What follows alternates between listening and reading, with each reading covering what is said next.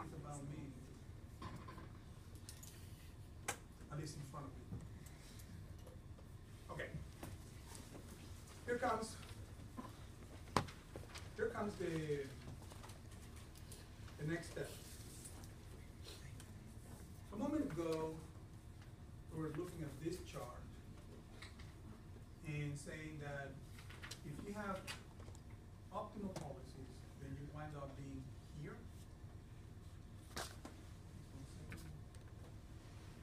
If you have optimal policies, you wind up being here, that indifference curve. Whereas if you have consistent policies, you ended up there. That the welfare function for consistency is above the one for optimal. Therefore, the thing to do in this view of the world is to follow optimal policies, because you will attain a lower indifference curve. You will be closer to the origin. Okay? Now, here's the next question that some people ask themselves. Suppose we are looking at three indifference curves. The one that associated with rules, that, the one associated with consistency, and then this guy. This guy is the one associated with cheating. And here is the question they ask themselves. It is true, the argument goes like this. It is true when going from here to here denotes, again, you're now closer to the origin. Right? You have both lower unemployment and lower inflation than here. But they argue don't do it, because if you start there, you're going to wind up there, and you're going to be worse off. And so what is the point of being better off in the short run if you know that you're going to be worse off in the long run? And here comes the trick. The trick is that we go from LP to LF today, but LD may be in the future. And so it is not really correct to compare a welfare function, say, 5 years from now to our welfare function today, because there are 5 years from now. So we have to find a way of saying, we need to take the present discounted value of that welfare function into the future in order to make it comparable to today. It's like $1 today is not the same thing as $1 10 years from now. Yeah, it's $1, but I have to wait 10 years to get that $1. And so there has to be a way of saying, we need to be using the same units of time. So that's one consideration. The other consideration that arises is, we start at point A, and you say, I see this area here is the incentive to cheat. I'll go from A to B, and that A, policymakers will declare themselves that they improved their wealth. Then they go to point C, and then they're going to be worse off. How do we know that the move from A to C is not so big that it offsets the loss from A? I'm sorry, hold on a second, I made an error here. From A to B, how do we know that the gains from doing that are not so large that they offset the movement from A to C? How do we know? Let me give you a practical example, and then this is going to, I think, probably resonate with some of you. I mean, this is as practical as it gets. The idea that, you know, you've taken the course is more or less, fine, this and that. And then you're in the middle of the night, you decide to take a break, you decide to go to Starbucks. Can I have something or other? Yeah, okay. Then there you are, taking a break from the study, you begin to second guess your decision to come to science and the rest. Like, I'm not sure, I mean, I don't know. I mean, they told me that it was going to be demanding, but I just didn't know how demanding it's going to be. And so you are now feeling sorry for yourself, and then as you're doing this, then comes D1. D1 is the person that if you have to ask, is she or he the one, then that person is not the one. The one. Okay, we're not talking about kind of the one, we're talking about the one. Well, now what? Because I have some homework tomorrow, and the one is right there. And just to make the thing a little more biting, the one that is sitting there also sees you as the one. So it's not like she's the one, but I'm just crap to her. So there's this mutual oneness. All right. So you decide not to do the homework. You decide to teach science. Because a short run game you now think you got are so enormously larger than, yeah, I went to Zeiss, the professor, they were not that good, they were kind of crappy, to tell the truth. And so the loss is not that serious, but I now have the one. That's what this is. How do we know? How do we know that this guy here is not the one? I know that by giving up on the science degree, I'm going to wind up there. Fine. I got the one. Okay? So how do we go and carrying out these calculations? And so what we need to do is, strictly speaking, what we need to do is to go and compute the different welfare functions. Compute their values, compute their differences, compute the incentive to cheat, compute the losses associated from cheating, and then somehow take the expected discounted value of it. And you say, well, that sounds like a nice problem, but really, I mean, you're going to give me a formula at the end of the day that I don't know what to do with it. It's just going to be a weird looking formula. And I will say, it is true. It's going to be a weird looking formula, but within it, you're going to be able to see key components that will enable you, and they enable me to understand the world. Not the formula as such, but the determinants of the formula. And that is what we're about to do. We're trying to see if that's the one. Okay?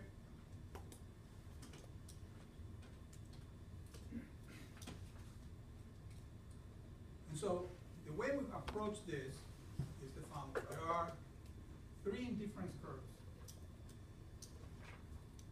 The initial one, the cheating, or otherwise known as the one, and then the final, otherwise known as I give up on size.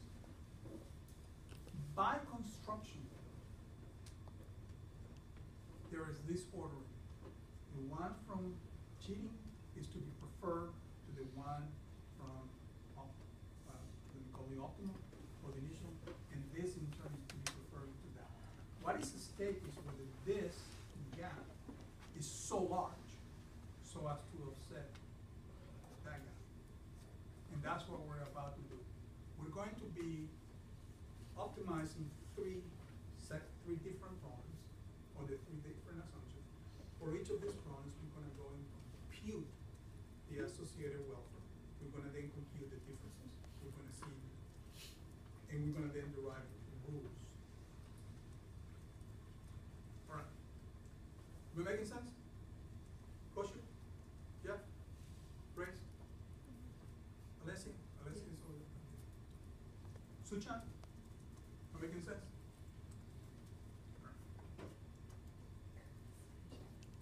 All right, so the welfare function associated with cheating that you're ready to write before is, oh, incidentally, Andrew is in the bad habit of leaving out things to see if I catch them. And so he left out a couple of squares in there, that square, that square. Fortunately enough, I was able to catch it, right? So when you see these little squares in red, the twos, it looks like a little smudge. That's a 2, and so is this. So that's because he leaves it out to see if I can find it. Because he's just looking forward to the situation in which one of you says, shouldn't that be say, if it is not a square there, it's not a square. And then you say, but I derived the damn thing, and it has a square. He's looking forward to that, so what I do is he gives me this, and I just have to go and check the thing. So this is not an error, this is him trying to make sure that I'm actually reading what I'm saying. Okay, so we got the square down. Okay. So this is, we're gonna find, or we did find when we were solving the cheating problem, that this is the welfare function associated with it. We're gonna find,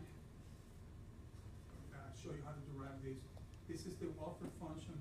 This LP is the value of the welfare function when we decide to be faithful. No, Peter, don't do that. He's doing the faithfulness in a different context because he's saying faithful as one, and so now we don't know why. That's what he's doing. So I was thinking faithful in the sense of I am part of the clergy, and therefore the faithful.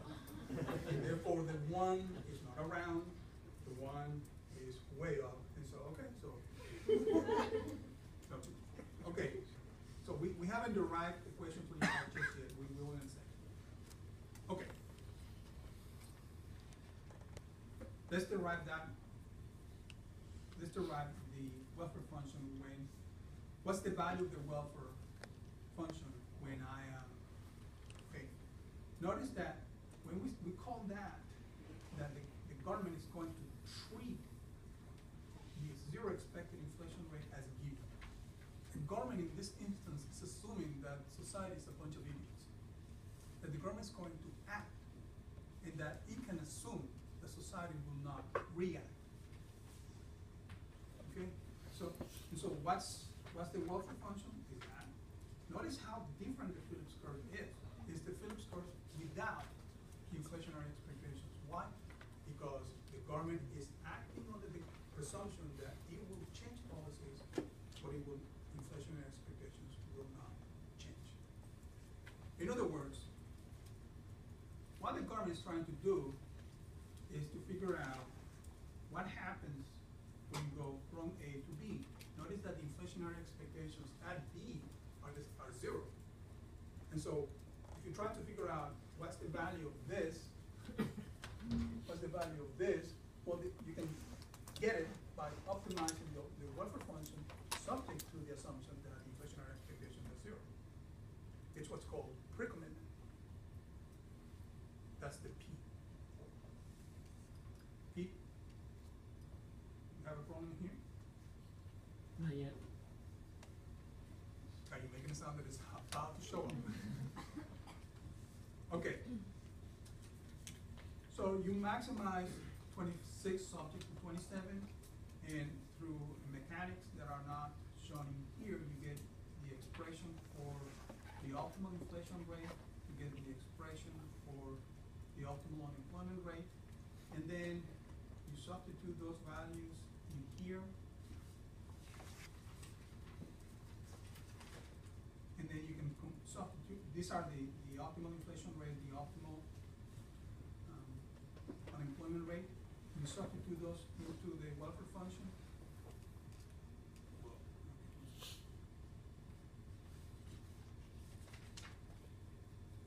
And here's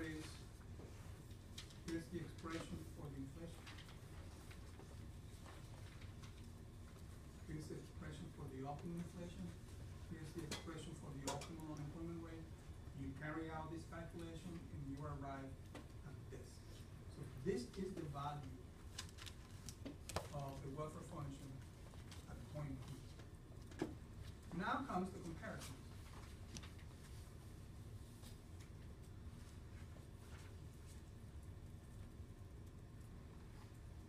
The welfare function associated with being faithful is this. The one associated with cheating is that. And the one associated with being in hell is that. This is what the government thought it was going to get. This is what the government has. This is what the government will ultimately get. The question that arises is, how do do you know which is bigger than what? Now, notice this. All of these guys have in common that term. So that term is here, and that term is here. So the difference between one and the other hinges on that.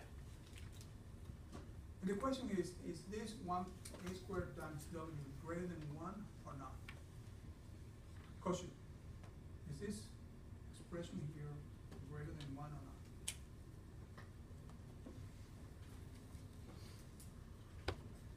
The answer should be coming about now. Is greater than 1. It is greater than 1, right? You asking me what I'm asking you, or you telling me what it is? It is. How do you know? Or how can you be a little more persuasive? You're correct. It is greater than 1. What I want to know is how did you arrive at that conclusion? Well, here's how it works. W is between 0 and 1. A squared cannot be a negative number. So the term in parentheses is at least as large as 1. And so what do you conclude from that? I conclude that this is greater than that, because it is taking LP and multiplying it by something that is greater than 1. Ron, do you want to sit over here? No, that's fine. Okay. I can pull a chair and seat you. Dave. I'm comfortable right here. Okay, good. Now take a look to LF. LF is the same thing as LP, but I'm dividing it by something that is greater than. All right. Now, how do we go and compute the incentive to cheat? Well, the incentive to cheat is going to be the difference between the difference curve at when you cheat minus, the gains from cheating is going to be the difference curve of the pre-committed to the one from cheating. Notice that this is, the larger the value of L, the worse off we are. Okay, so the gains from cheating entails of going from something LP, let's just make it 100, something that is 50. And that's going to be equal to this entire thing. Okay? And that can be, in equation 34, summarized in this way. For the time being, do not worry too much about, God, am I going to be able to remember this expression? However, while we're in the subject, Zane, what happened if sigma equals 1? What happens if sigma equals 1? Then part becomes 0. Therefore, when sigma equals 1, there is no incentive to cheat. So now, I want you not you in particular, I want everybody to start connecting the meaning of those symbols to decisions. If the central bank were to announce to us that it has no reason to second guess the natural rate, that will be read and interpreted as saying the central bank is not trying to push the economy, it's not trying to push the unemployment rate below the natural rate. That's sigma. Matthew, what would happen if if omega, W in this case, were equal to 0? Therefore, there's no incentive to cheat. And so notice how we're taking this idiotic parameter, deriving results, and then, Penny, am I making sense to you or not? 1 second. I know about the sigma being 1, I got that part, but your example about the central bank announcing that they were not trying to, I lost it. Okay. The idea is this.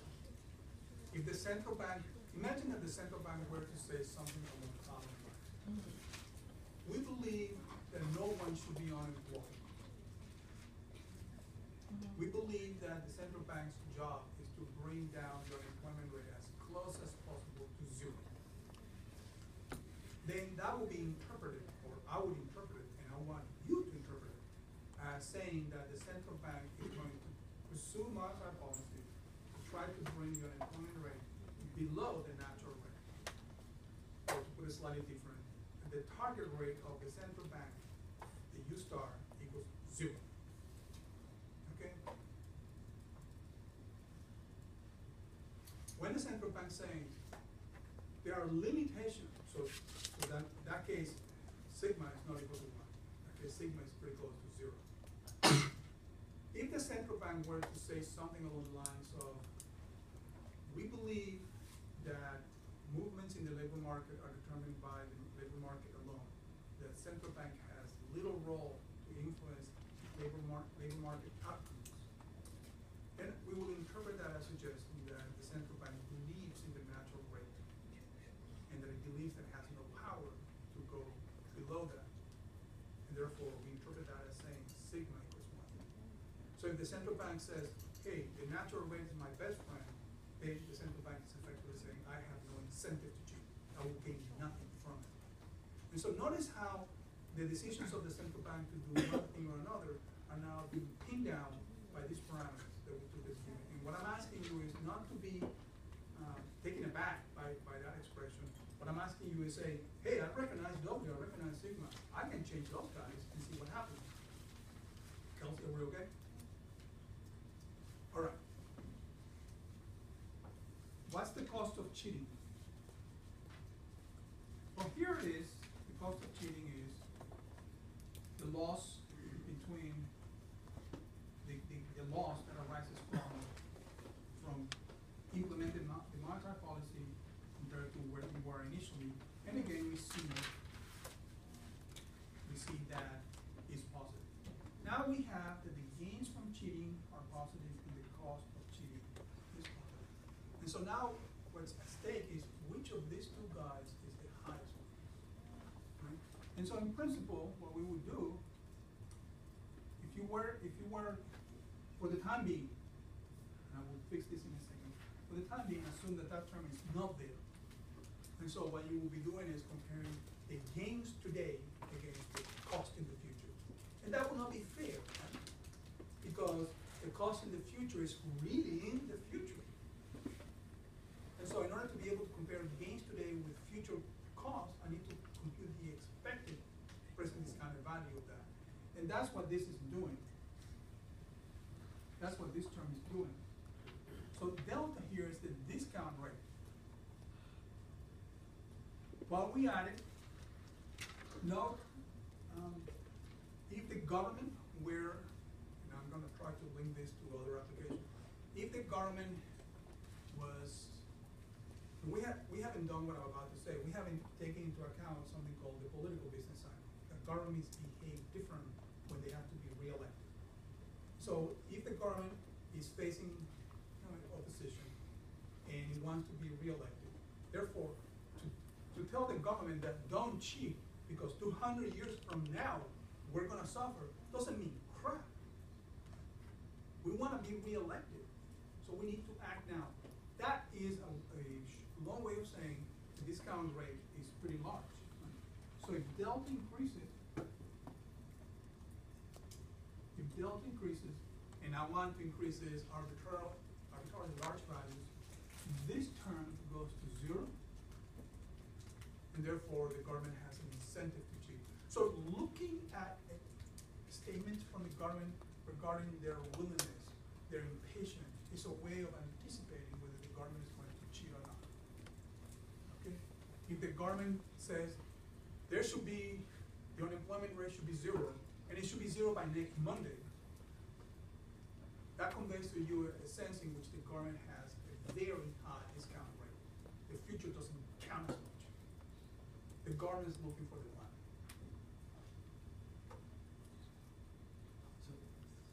So Go. is also between 0 and 1. Oh, that's what I mean by arbitrarily large. I mean, I can make delta any number than 1.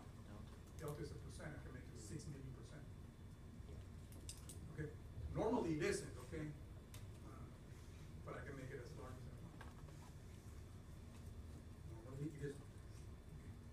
Professor, in the previous slide, you said that the value of sigma basically depends on how the government views it can influence the labor market, right? Yes. So basically, if it's 1, it feels that it cannot influence it at all. If it's 0, then basically it feels that that's a big, it feels that it can basically change outcome, right? So is sigma basically some sort of a degree to which the government feels that it can sort of influence the market? And Yes. is that constant or does that change over time?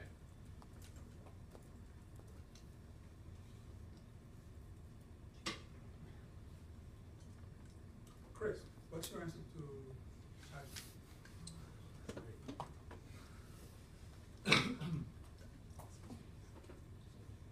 We don't know. But what's your view? Is if we were saying that, and we're not in the class context, we're in, we're drinking beer, and we have been drinking beer for already 2 hours, right? So by now there are no inhibitions. So what would you say to him? No, you're full of it. No, you're wrong. Oh yeah, I agree with you. What would you say? I would say it probably could change. I thought you were going to say another round of beer, but that's what I would have said. But, all right. Yeah, it could change. But he's asking a little more than that. He's asking, how can we read from what the government says its intention to stay or its intention to move?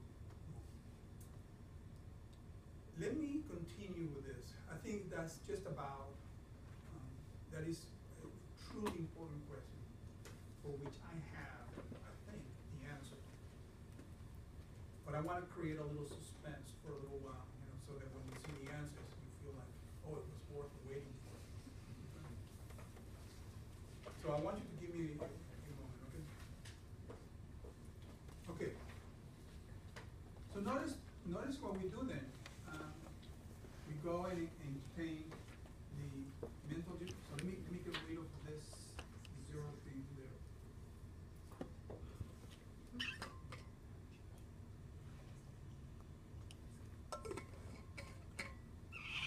You can manipulate this expression to get this. Once again, this term in here, this whole thing is positive. There's not a single term in there that could be negative. W squared, A squared, 1 minus sigma squared, UN squared. The whole thing down in the denominator is all positive. So that ratio has to be positive. Which then takes us to the issue of, well, what about that difference between delta and A squared sigma, A squared omega? Well, that could be negative. And so the issue is, well, so what's the answer to the question, will the government cheat? The whole thing, once again, depends on delta. The larger the value of delta, the more positive that term is. Therefore, the government will cheat. If the government were to take the long view, and therefore delta equals 0, this term, we could set this term to 0, then that product becomes negative. Therefore, there is a net cost from cheating. A government that takes the long view, a government that is patient, a government that is not trying to react to political pressures now, but rather treats the economy as a long-term project, will not cheat. Okay? Okay.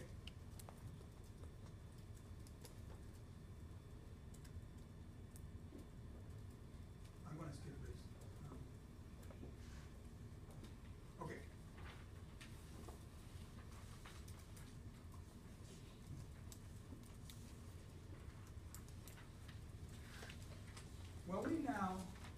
What I now want to do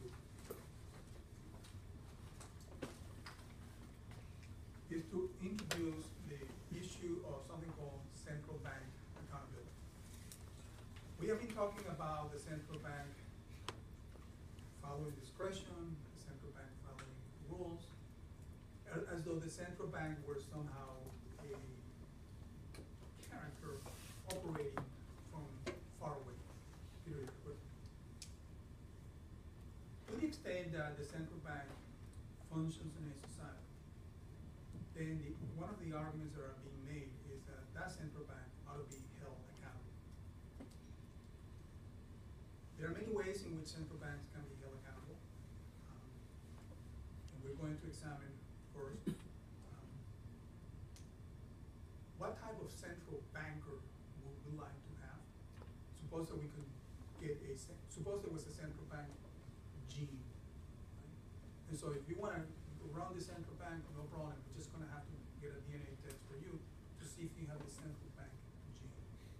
And we'll see what that means. And then what we're going to do is to say, well, there's no central bank gene, so what the hell are you talking about?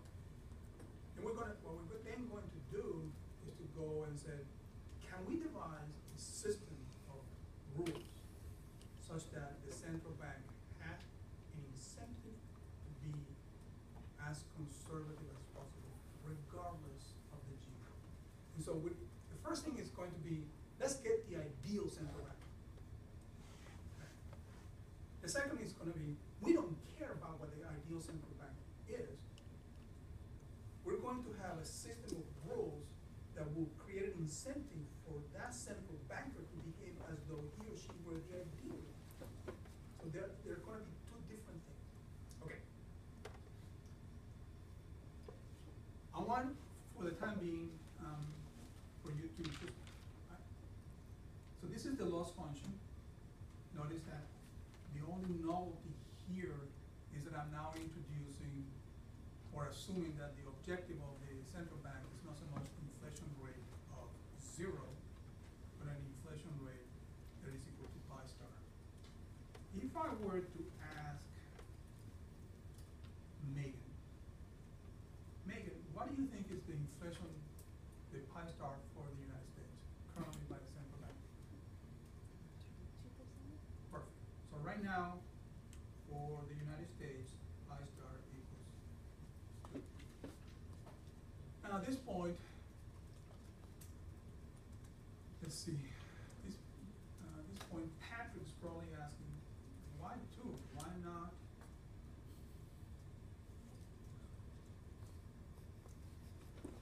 What's wrong with 0? Right, Patrick? Patrick, you will be asking, how come the target inflation rate is not 0, correct? Yeah. Okay, good.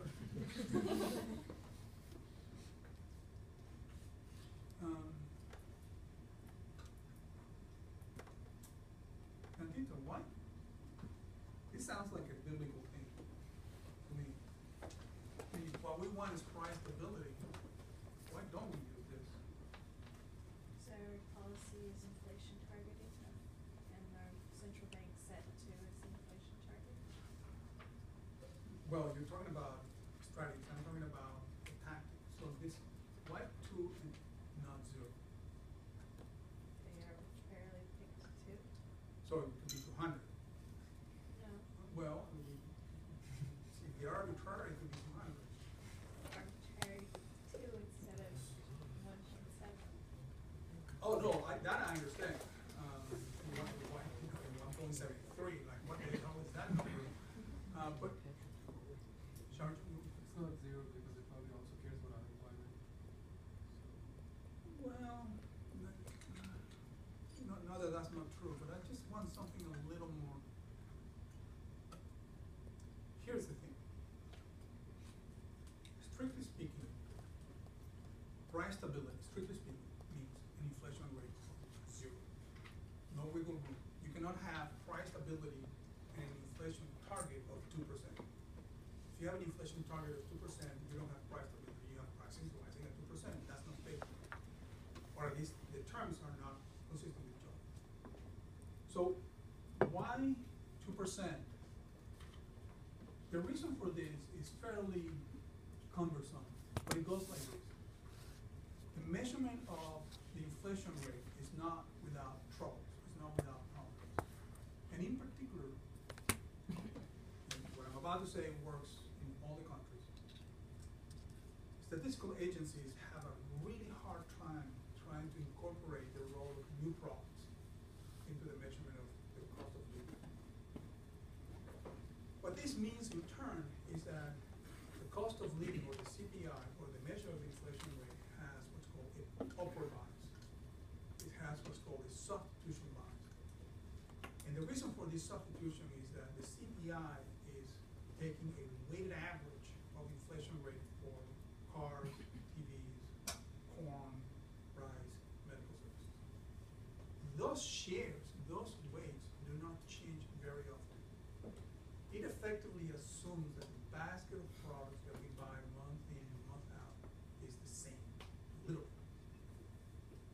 the basket of products is changing. And as a result of that, if you were to use the old basket of products, Ivana, am I making sense to you or So far, yeah. okay, so it comes to an end about that nothing. If you were to measure, if you were to assume that the basket of the basket is the same over time, that the only thing that is changing is the prices, that basket will at one point cease to be representative. We don't buy wood for cooking or coal for cooking. And so what happens is that the basket of products is changing. And the measure, my basket, your basket is changing. But the statistical agencies are not quick enough to recognize these changes. And therefore, they're measuring the inflation rate associated with a basket that does no longer exist.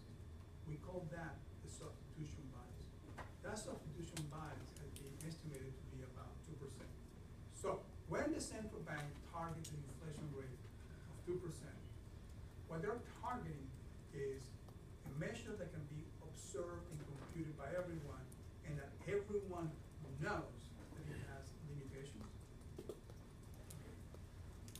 And therefore, effectively, when they target 2%, they're saying that is, for all intents and purposes, 0. Okay? Okay. What I want to do now,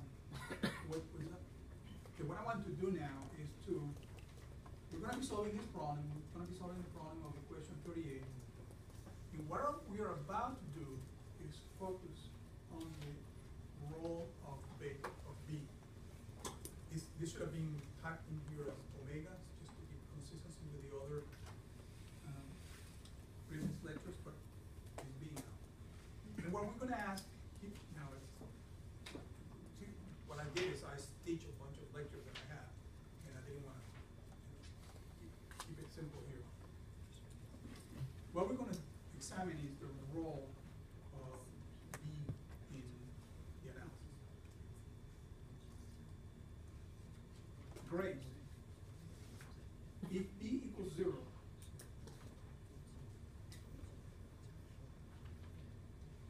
how would you interpret that function B equals 0? Does the central bank care or does not care about unemployment? It's not care. It's not care.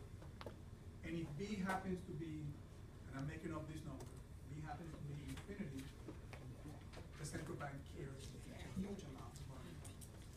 What we're going to do is to define types of central bankers by the value of B. So if a central bank has a value of, has B equals 0, we're going to call that a conservative central bank. And then everybody else is going to be defined, it's going to be measured against that. So there are going to be various flavors of bankers, and we're going to differentiate among them by the value of B they get. And we're going to see the implications of those B's, of how those B's change for the function of the economy.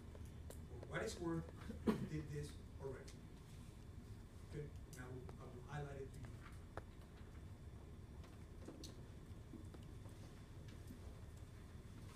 Okay, now here is a cosmetic change that it is introduced. Now we have, let me just put it in here. We have U, we have I, we have U star, we have I star. Well, and the belief is that the values of unemployment below U star are, though strictly speaking, possible. They are unlikely to be realized, and that the value of the inflation rate below the target, though technically possible, they're unlikely to be realized. So we say that the probability of getting an inflation rate below pi star is 0, and that the probability of getting an unemployment rate below U star is 0. And so in effect, what we're doing is redefining the axes. So what we're doing now is saying that originally what we had is 0, and then we have U star there, and we have 0 and pi star there. But what happens is that observations in this area are unlikely to occur. And so you wonder, what the hell is the point of having that area there if it looks like that it's playing no role. So what we're going to do is to redefine the axis to have pi star as the lowest value of inflation and u star as the lowest value of the unemployment rate. And that amounts to here. So notice that if we say that u star equals 0, then we're back to the original drawing. If we say pi star equals 0, we're back to the original axis. What we're saying is that the origin of the axis is not 0 anymore. That the origin of the axis are the target values of unemployment, the target values of inflation rate. All right, and we have this Phillips curve. Notice that by design, the Phillips curve is tangent to the indifference curve, so there is no incentive to cheat, at least in the way we understand it, and that this inflation rate happens to be the same as the target, as the expected inflation rate. So we call this point, I will call that an equilibrium point, because right now the current does not have an incentive to cheat, therefore it will not change what it's doing, and the unemployment rate equals the natural rate, so there's no incentive to change it either. Jeff, are we okay? Question, are we okay? David, Megan, Pete? You didn't say no, right?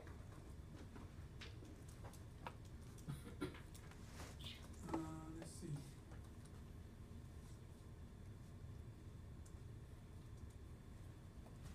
What we're going to do now, and it is not obvious why are we going to do it, but I want to, however, bring it up. We're going to find all the possible combinations of inflation rate and unemployment rate for which the indifference curve is tangent to the Phillips curve.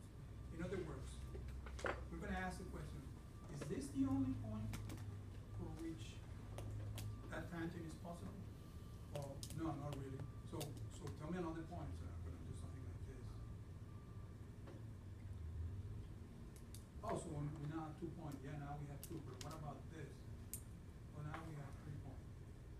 I want to derive all the possible points of tangencies between the indifference curve and the Phillips curve.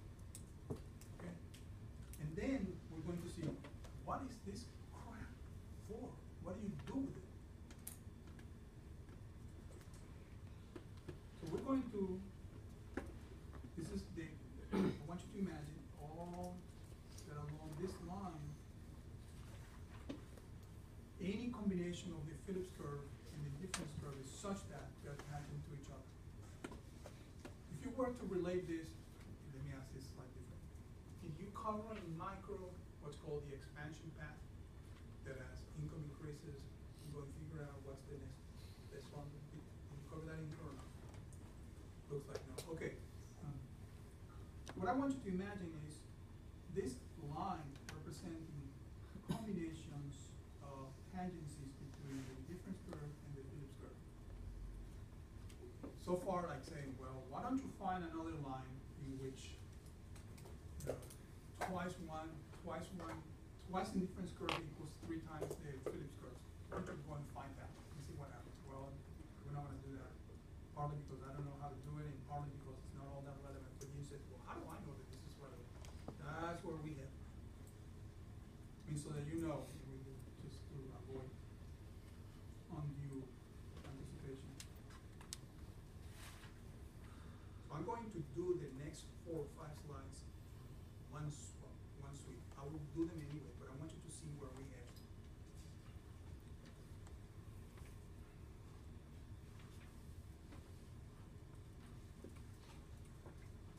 What will happen if the tangency happens to be along the horizontal axis? What would the inflation rate be equal to? It will be equal to the target rate. So if somehow, and we haven't seen how that works, if somehow I could tilt that expansion path and make it pretty close, or make it coincide with the horizontal axis, I would have, the central bank would then achieve subjective in terms of inflation. And the question that arises is, yeah, and why don't you draw a guy in here, while you add it, right, and find out what that guy has to say. Why you are drawing that line in there, aren't you essentially assuming the answer? What we're going to see is that the slope of this line is given by B, the B in the welfare function. And that the smaller the value of B, the flatter the expansion path. And at the flatter the expansion path, the closer the inflation rate will be to the target rate. I have not done this yet. I'm about to do it. But what I'm after is so that you can see that the role of B is really important in the central bank deciding what to pursue. And if we say that B0 is a central bank that is conservative, that's a loaded word, right? Being, say B equals 0 is a central bank that is completely crazy. So I don't want you, this is just a labeling issue. If B equals 0 is associated with a conservative central bank, and by conservative, I now mean it cares more about inflation than about unemployment, then a conservative central bank will bring the inflation rate effectively to 0, to the target. All right, let's go and do it. So this is the objective function that we're going to optimize. Let me just bring it back here to, this is our guy. And we want to minimize that subject to something. That something is the Phillips curve. And that Phillips curve is here.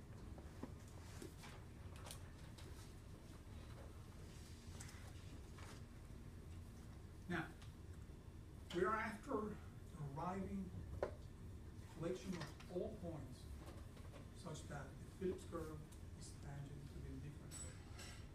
If this is the Phillips curve, then what is the slope of it? Well, you differentiate this, and here it is. That's the slope of the Phillips curve. Right? Nothing particularly fancy. Let's go now and get the slope of the indifference curve. This is the welfare function. And in order to take the derivative of pi with respect to the unemployment rate, I need to totally differentiate equation 39 and then rearrange the terms. That total derivative is here. And then you can rearrange these terms to get this expression. So this equation 41 is the slope of the indifference curve. And what we're now after is points such that the slope of the indifference curve equals the slope of the Phillips curve. And so I have an equation for each, and I'm going to set them equal to each other. So here's the slope of, here's the expression for the slope of the indifference curve. Here's the expression for the slope of the Phillips curve. And I now set them equal to each other. And what do I gain by doing that? Well, what I can do is effectively get the equation for the expansion path. So any value of inflation and unemployment rate associated with this equation will be on that expansion path. Any value of inflation and unemployment rate will make sure that those two curves are tangent to each other. And tangents here matters because we don't want to have non-tangencies because that creates an incentive to cheat. But we are deriving as a collection of inflation rate and unemployment such that the government or the central bank has no incentive to cheat. Matthew, making sense? Okay. So here is the equation. And so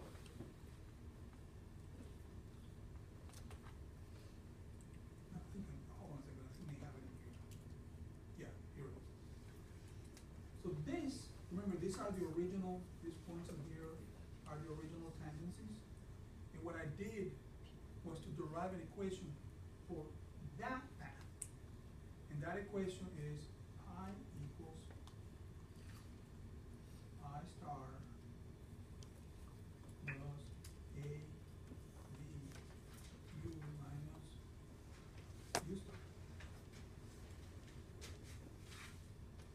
question for that expansion path.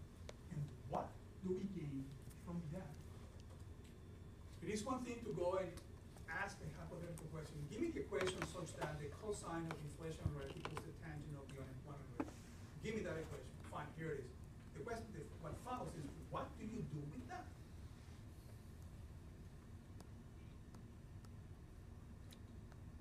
All right. So this is the expansion path for a given value beta. If I were to lower the value of beta, I will be rotating the expansion path down. No big deal. Right? Just want to go, here we go. This is the expansion path for a given value. I think this is the expansion path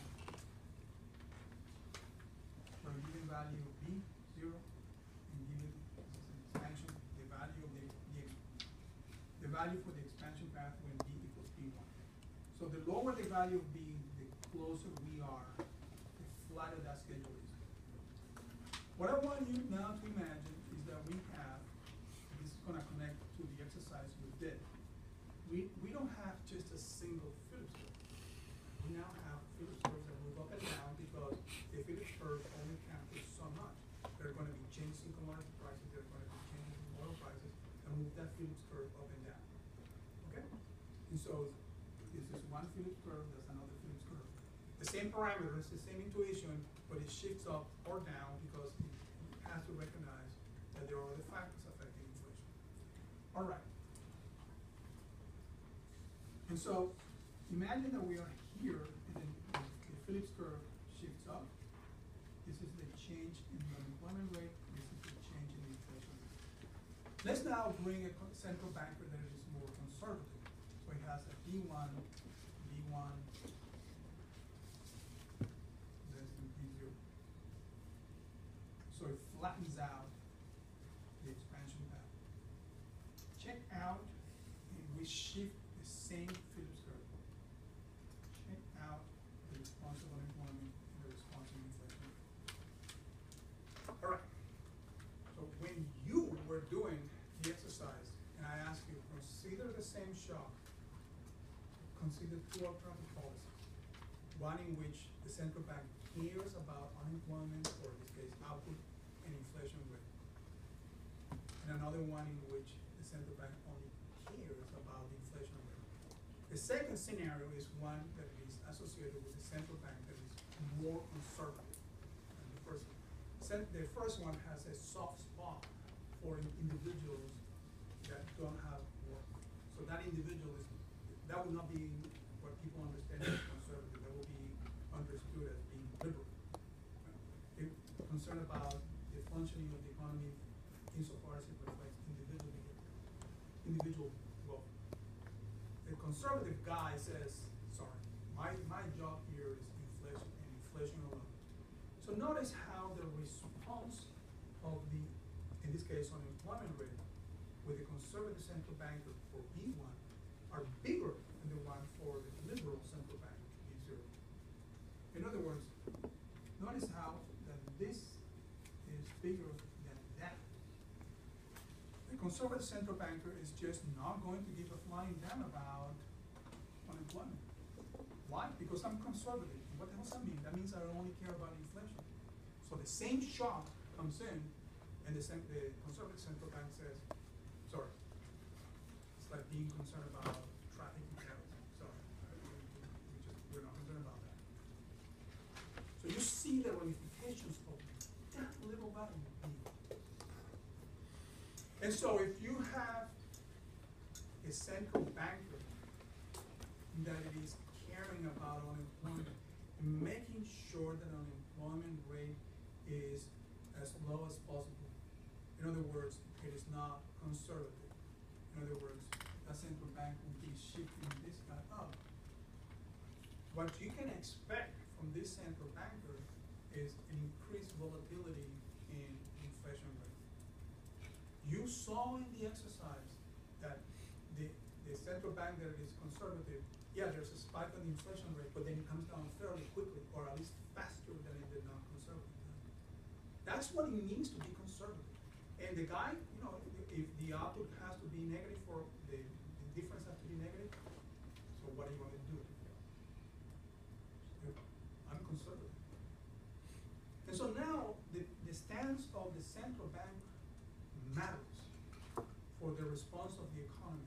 And notice that this is not like we're ascribing behavior that is weird, and we say, oh, we have sane central bankers and insane central bankers, and look how bad it is to be insane. Both central bankers are optimizing. There's no incentive to cheat. So it is not like one is ill behaving, the other one is.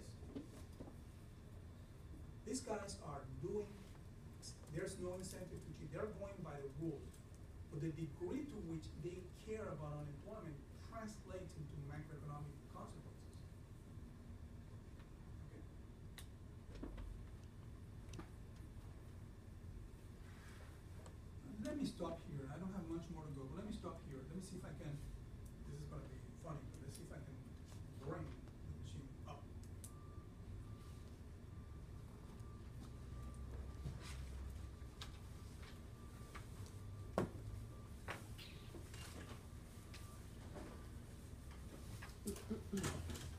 Don't go away just yet. I'm not done.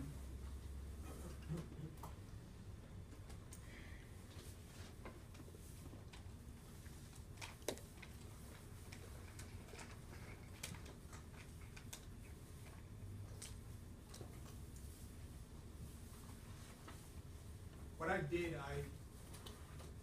the way it works in the Federal Reserve now, every other meeting of what's called the Federal Open Market Committee, the chair goes and gives a press conference. And that press conference is then used by others to try to make an influence about what the central bank is doing. So I put the transcripts of this press conference on Blackboard, and then I highlighted segments that I think are relevant to what we're doing. So let's see if I can find those segments.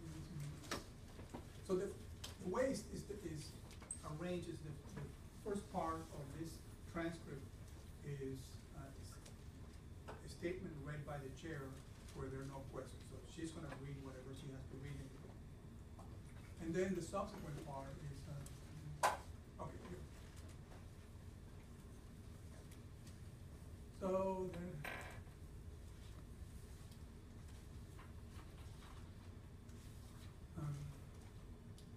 check this. Vivian, can you see it from there? Can you? Yes. Okay, let me make it a little bigger just in case.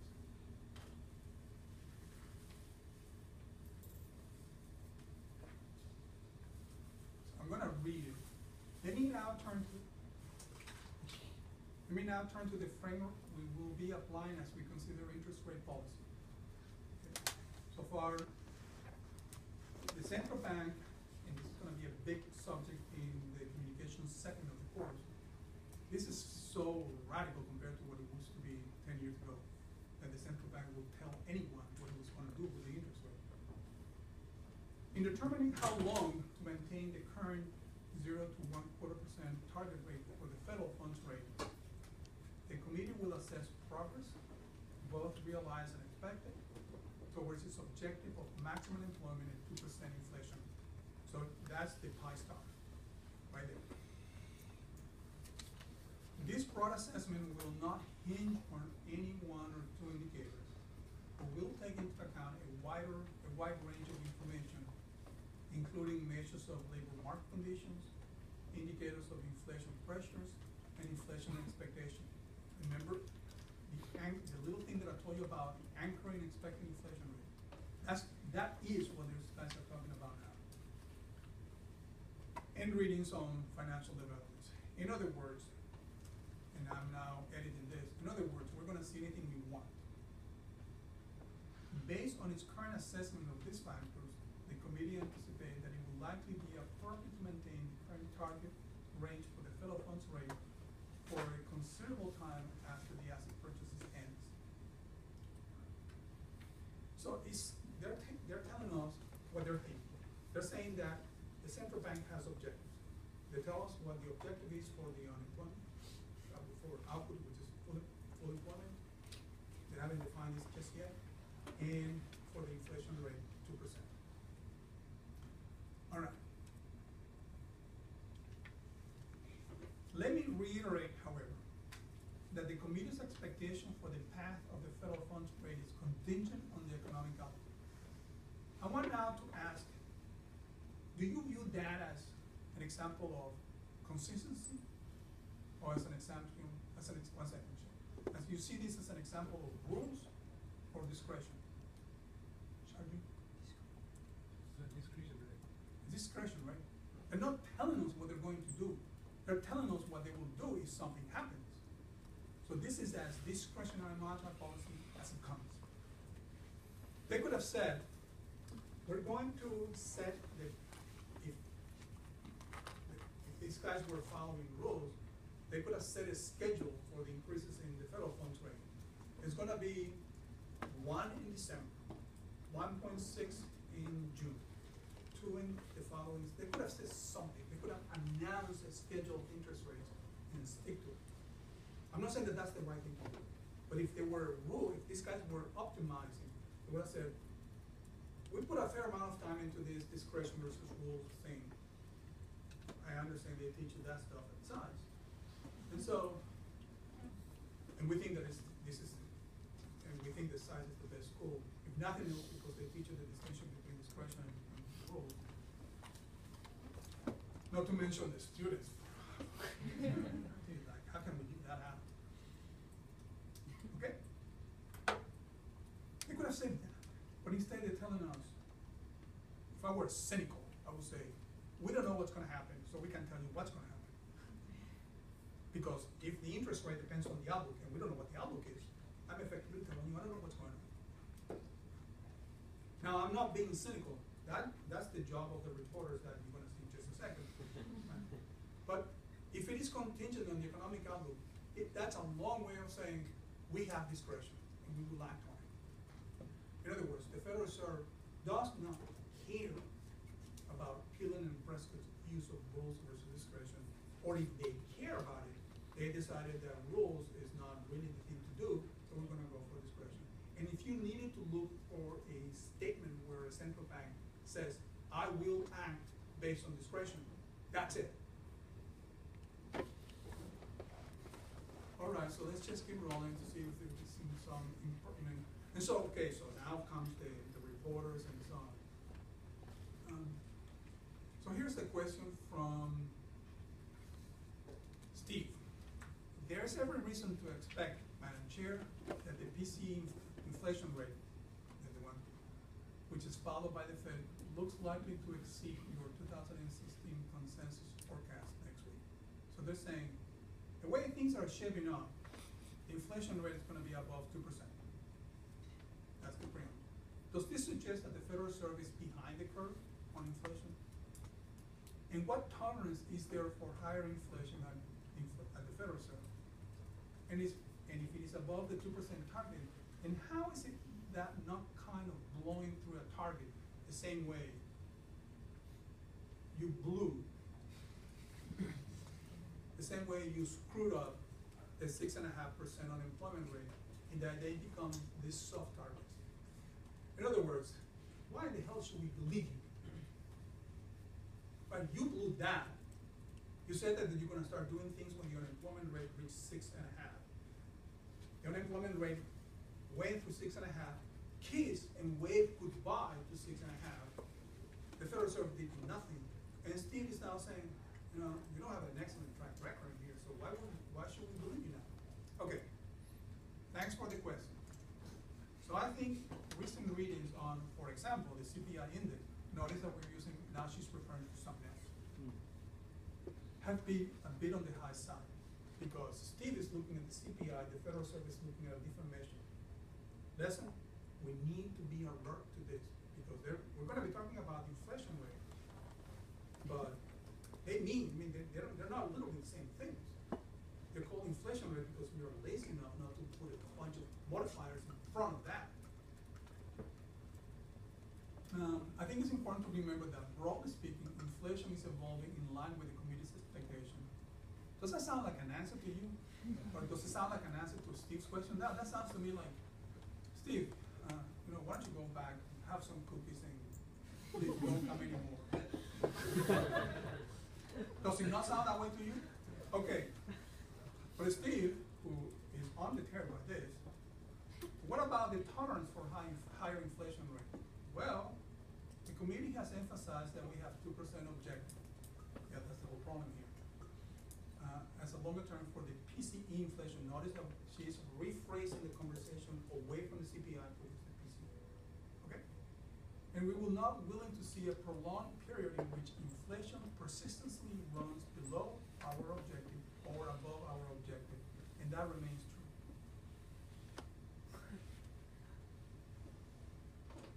Is that an answer? I mean, if you were Steve, oh, nailed, I got it, I'm out of here.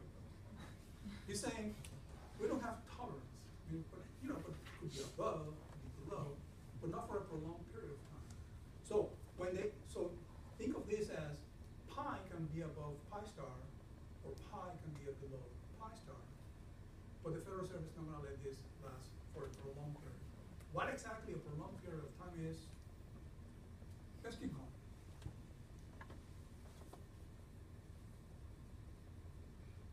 Oh, you're going to love this. Check this.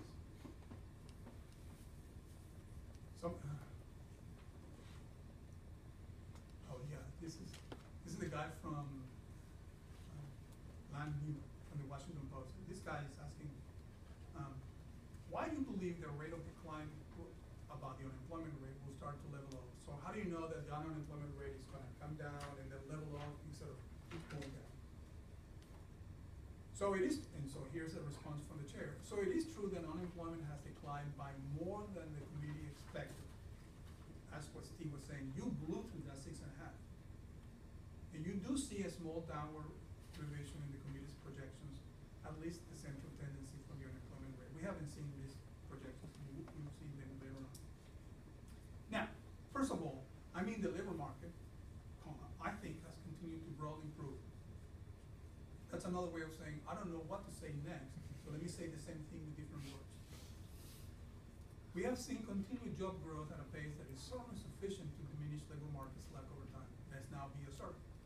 Over the last 3 months, for example, payroll employment has been rising around 230,000 jobs per month, and we're running close to 200,000 over the last year. So it is in no way surprising to see a decline in the unemployment rate. Yeah, that's what the guy in the Washington Post said. That's the thing that Steve said that you blew. But here it is. And I want you now to start thinking in terms of UN and U star. That said, many of my colleagues and I will see a portion of the decline in the unemployment rate as perhaps not representing a diminution of slack in the labor market. In other words, the unemployment rate is declining, but that doesn't mean that there is slack in the labor market, according to that statement. They don't view it as that. In other words, we don't believe, and this is, if I were cynical and if I were unwilling to give the benefit of the doubt, I would say, in other words, the labor market is delivering to the United States a particular level of the natural rate. It's right there. But the guys at the Federal Reserve think that that's not real. That's kind of crappy thing. So actually, we believe that it's not really the natural rate. So what we're going to be doing is pursue an even lower decline of the unemployment rate. This is the gap between UN and U star in action. This is the value of sigma, right there.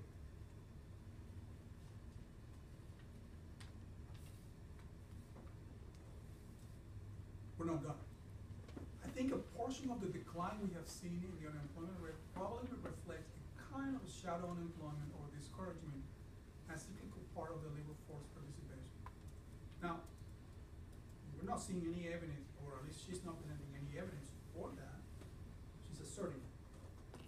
All right, we're not quite done.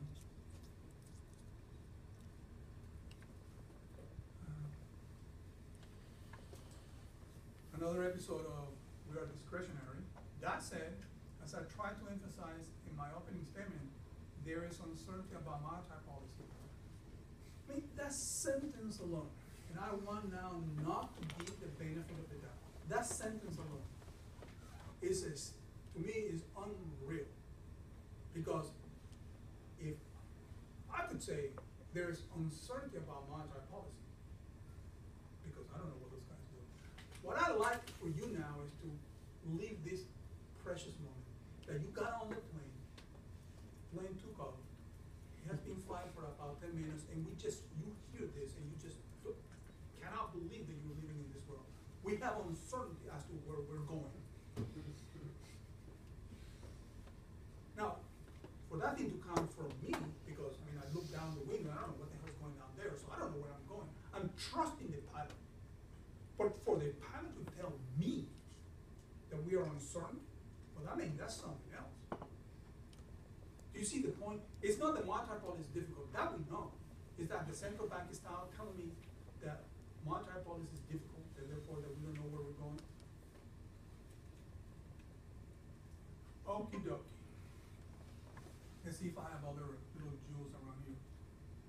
Oh, yeah, let's take one. Oh, you're gonna love this, I think. This is from the guy of the New York Times. If you have a couple of reporters to follow, this one's. I like this guy. From time to time, he takes himself a little too seriously. And if you see him, but nevertheless. You have spoken about the sense that the recession has done permanent damage to the economic output. UN was full employment, right? So this is part of the daily discourse in the United States. And you have reduced gradually over time your forecast for long-term growth. I am curious to know to what extent you think stronger monetary policy and or fiscal policy could reverse those trends. Are we stuck with slower growth? Is there something that you can do about it? If so, what? If not, what? And while you at it, why don't you tell me the number of digits in the number pi? So that's it, right? There's no different than that. Now, again, this is a rhetorical way of saying that the paper by ball has a bite, because we don't know what the full employment level will be. To Ball is finding that it is lower than it used to be. And so Applebaum's question is, what can monetary policy do something about it? Or fiscal policy can do something about it? Suppose we don't go, suppose I stop in here, the light goes off. What would your answer be to that, Ivan? Do you think the monetary policy can change the full employment level of output or the natural unemployment rate? Ivan, this thing has to come to you like now, right? This is not an issue of debate. No. Where to go? And but next time is, okay? No, don't let me finish the sentence. No, probably, don't let me finish the sentence. And because if you let me finish the sentence and you don't answer no right away, then I detect a little hesitation on your part, and we don't want that, right? Especially when it says monetary policy affecting real things that it can't. All right, let's go. Let's see what the chair says. Of course, we have an unusually long duration of unemployment. A very large fraction of those unemployed have been unemployed for more than 6 months, and there is the fear that those individuals find it harder to gain employment, that their attachment to the labor force may diminish over time. All right, fine. So we didn't quite get the biting sound that I was looking for, but let's see if I have another Jules. Oh, this is one of my preferred ones. Again, this is another Stephen Beckner. You mentioned that there were discussions of the mechanics of normalization. Normalization is a way of saying that the balance sheet of the Federal Reserve is about four some trillions. It used to be 800 billion. And so, the issue is normalization is, let's bring it down, right? So normalization is a way of saying, it's a word that is used to convey contractionary mathematics. I assume that involves some review of the June 2011 X principle. What the sort of did in 2011 was to lay out what they call the principles for the exit strategy. And so they said, we're gonna do this, do this, do this, do this, do this, and then do that, and we'll get back to you. Okay? Those 2011 principles have not been followed, and that's Steve's question. Okay? I wonder if I could get you to elaborate. In particular, is the committee reaching a consensus about the reinvestment and rollover policies, the timing of discontinuing those policies? And I'll be interested in your views about that. This is the part that really gets to me. Well, reinvestment policy, don't worry about that, what that is, was included in our 2011 exit principles. And it is one of the things that we're discussing and reconsidering. For someone who is not willing to give the benefit of the doubt, for someone who's always, I'm talking about me, someone who's looking for the slightest change in tone, I read this as saying, those principles were crap, and we are reconsidering now. And we will eventually come up with a new set of principles. This to me seems to undermine the meaning of the word principles. If we say principles, to me is the sort of thing that this is just, we don't touch that. And if you were telling me that we have the 1888 principles, and it is now 2014, and maybe those principles that were done then are not quite working now, then fine, let's change those guys. But this is June 2011 principles. June 2014, and we're about to change it? That doesn't sound like, there's something amiss. Again, I am being, and this is the way I am, I don't give the benefit of the doubt. It's a lot of fun not to give the benefit of the doubt. You don't have many friends. All right, why don't we stop now? Over the weekend, I will be sending you some additional work. You got question one of the midterm for last year, right? Ariel, you're looking at me like No, I'm just, that's what you said yesterday. Yeah. Yeah. Okay, good. So I want you to work on that.